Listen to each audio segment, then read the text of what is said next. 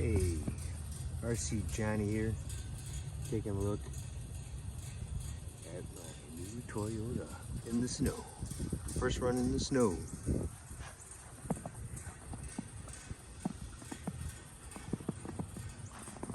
Added stock tail lights, put the spare wheel back, some smaller wheels to get them up inside the wheel wells.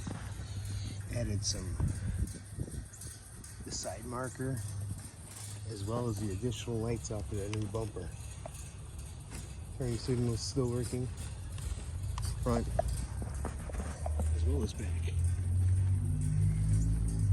I added some backup lights,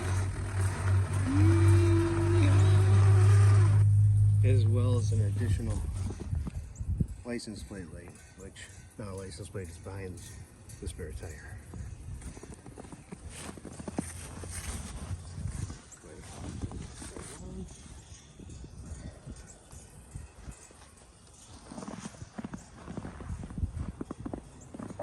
Don't forget about my guys.